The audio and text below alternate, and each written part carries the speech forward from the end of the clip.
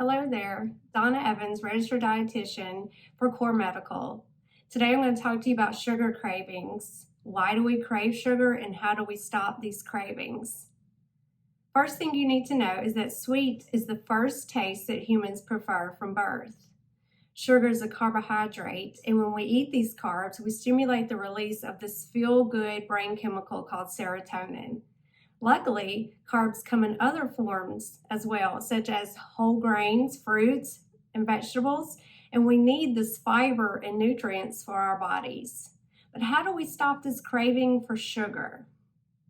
First, we need to think of a clean eating mantra, a clean eating way of thinking, a new mindset about why we're doing what we're doing. We need to detoxify our refrigerators and pantries, get rid of the foods that may be calling our names and we know that we don't need them, such as the processed foods that are high in sugar, convenience foods, drinks that are high in sugar, candies, sweets, these high sugary snacks. And how do we identify these foods? How do we know which ones that we need to get rid of? It's very important to learn how to read an ingredient list on different food items. When you look at the list of ingredients, it's listed by quantity. So if sugar is the first, second, or third ingredient, we should probably choose something else because that means it's a high quantity of sugar in that particular product. Also, we need to learn how to read the food labels on the nutrients. Look for added sugars, the total amount of sugar as compared to the serving size, because that can get you one package of something can actually be 2 or 3 servings when we think it's just one. So learning the food labels and the ingredient list and what they mean is very important.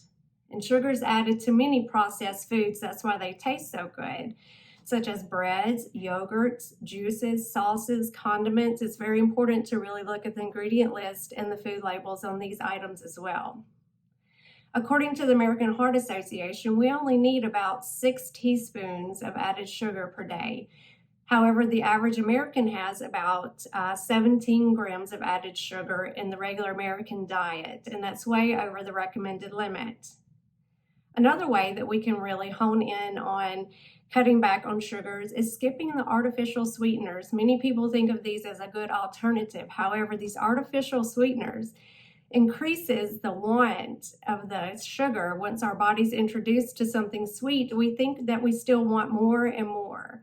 And artificial sweeteners can be up to hundreds of times sweeter than regular table sugar. So cutting back on these, eventually just getting these chemicals out of our diet is key. We also need to increase the protein in our diet. Protein is a key factor in keeping us fuller longer throughout the day, so we're less likely to want snacks and crave sugary things. Also, we need to make a health commitment to ourselves. We make a commitment to ourselves. It's kind of like promising yourself to do better. Many times we've done this over and over again. Usually it starts over every Monday of the week. But when we make this health commitment, we need to understand our why we're doing what we're doing. Are we doing it to prevent diabetes? Do we want to lose weight? Are we just trying to have a cleaner, healthier diet? I suggest you taper sugar in your diet. Some people may need to go cold turkey. However, I don't suggest this. As you taper it and lower and lower and lower, hopefully you will be recognizing that you really want less and less and less. So the key here is the less you have of sugar, the less you're going to crave it. I wish you all good luck in this cutting the sugar craze and happy eating.